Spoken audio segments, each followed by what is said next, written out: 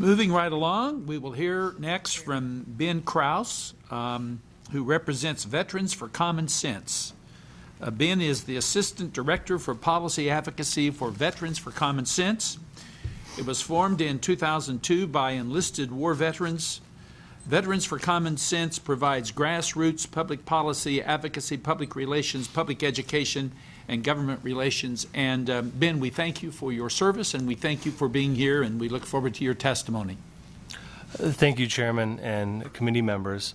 I'd like to also thank you for the opportunity to invite Veterans for Common Sense to come and speak about veterans issues here today. And I'd also like to thank you for coming to the great city of Minneapolis. We love it here, and we really appreciate that you chose us for a place for the platform community to meet. Now, I have one question before I start, and that question is, did trickle-down economics work? I think we can all answer in unison. Probably no. not. Probably not. The reason it didn't work is that it was created in a bubble in a college that was devoid of reality. Likewise, it should come as no surprise that the majority of our policies that derive our VA policies also came from a bubble, which is Washington, D.C. And as I speak today about some of the issues relating to Veterans Affairs, I would encourage you to think about that. Think about the need for including veterans at the grassroots level within the context of providing insight to policy moving forward. To begin with, veterans win when politicians understand the promise of a square deal has become a mere premise of one. What used to work doesn't work anymore, and soldiers are getting ambushed after discharge by a VA benefit system posing as allies.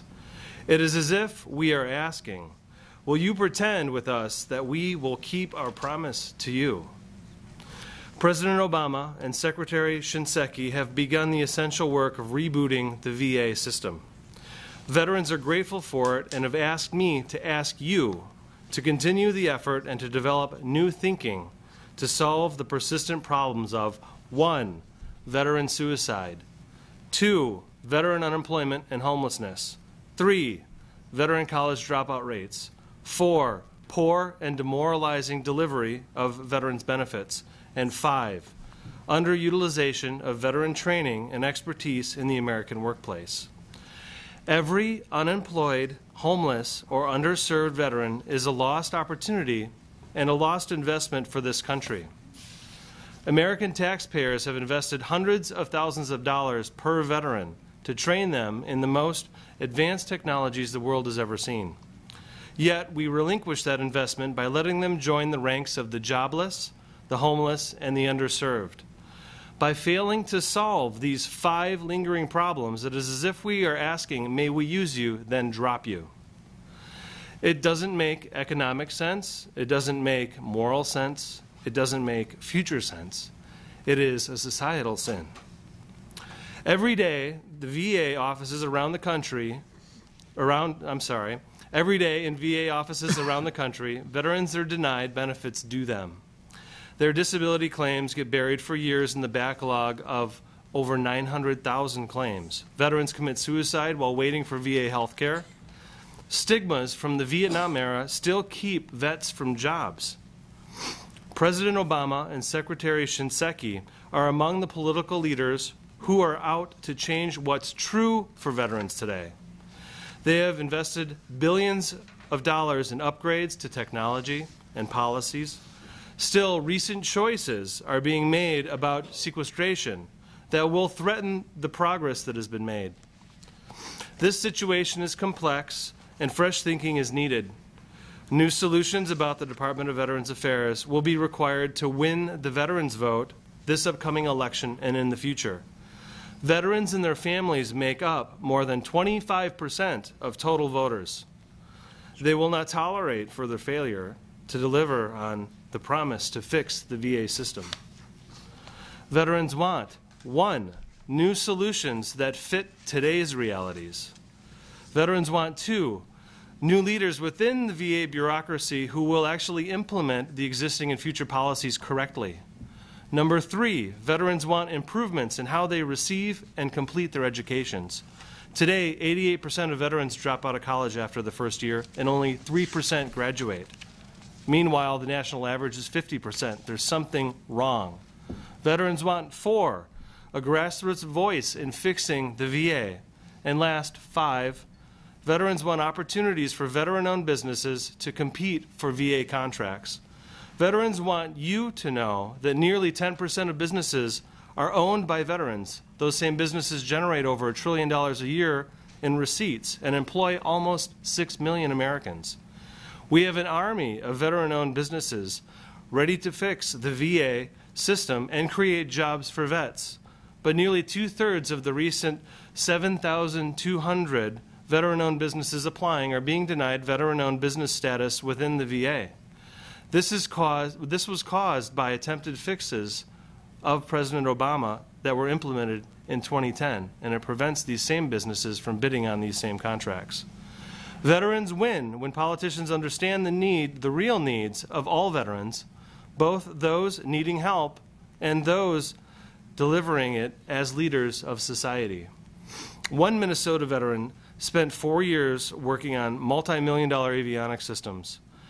After service, he had a decision to make: go to school or go to work. He chose school. This launched him into a draining battle for benefits. While the VA tried to stop him, he worked hard at college, received an undergrad from Northwestern University in economics, and will receive a law degree from the University of Minnesota. After 10 years and an advanced legal education, this veteran finally won his disability benefits. How insane is that? I am that Minnesota veteran.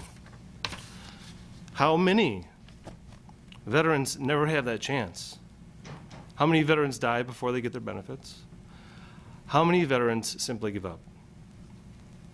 I can tell you how many because I talk to thousands of them regularly on my blogs, vet guides, and presentations.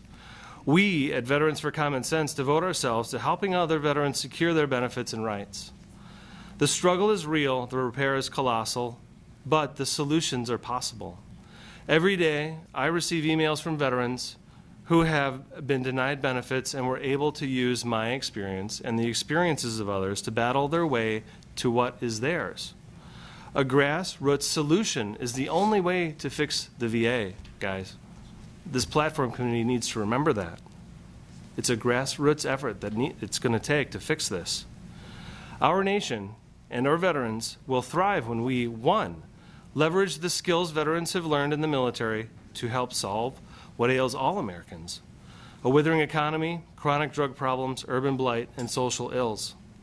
2, we will all thrive when we welcome veterans into our businesses, schools, and organizations as the highly trained leaders they are. 3, we will all thrive when we train colleges and universities to acquire and retain veterans as students. 4, we will all thrive when we shift our country's view of veterans to that of a resource rather than a problem. And last, 5, we will all thrive when we create a VA that stops the blocks and walks the talk. Veterans win when politicians understand it is time to make the premise the promise once again. When we ask the question, may we help you, and mean it. We at Veterans for Common Sense are ready to be part of that solution, along with the DNC and anyone else who wants to help. Thank you.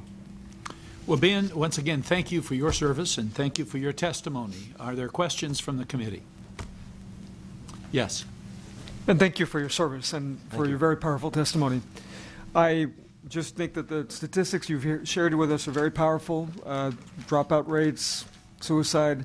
I wanted to just ask you to expand a little bit on the notion of grassroots involvement in the VA itself, because this is a challenge that is not unique, but it's one that certainly is a very big challenge in this context, how to marry up the need for public engagement and involvement and thinking about how a large bureaucracy works and how it can work in a more service-oriented and effective way. Right, that's a great question. I would give an example of currently within the VA, Secretary Shinseki has initiated a social media campaign that seems to be starting to work. However, with the current sequestration issues, it's very possible that with the administrative cuts that he talked about on Thursday, that efforts like that will be eroded completely, and all we'll be left with is the actual dollar amounts that are being delivered without the backbone that helps administer those. So as far as the grassroots process is involved in this particular issue, Blogging is one important component, Facebook, et cetera, which is usually what people talk about with reference to social media. However, when we have situations where business owners aren't able to get access to contracts, we know that that's a problem. Why isn't the VA doing something? There's a Navy SEAL, I think his name is Mark Lilly, who was recently interviewed in Bloomberg News about a week ago. He is a Navy SEAL injured in Afghanistan who lost his veteran-owned business status because whoever the contractor is that the VA hired nixed him and said, well, you're not managed enough by this Navy SEAL who was injured in Afghanistan. And so there are many instances and examples like that that the VA is not necessarily listening to. Meanwhile, they're all around us. All around us, in every newspaper you can think of all across the nation. And for whatever reason, the VA is henpecking what they pick and what they don't pick as far as benefiting veterans. And so that's what I mean by grassroots. We need to pay attention to everybody, figure out a way to aggregate those issues, and then implement them. Thank you. Are there other questions? Well, thank you, Ben. Yeah, thank you so much. Once again, thank you for your service, thank you for your advocacy, and thank you for being here and presenting your testimony. Yeah, thank you. Have a good day.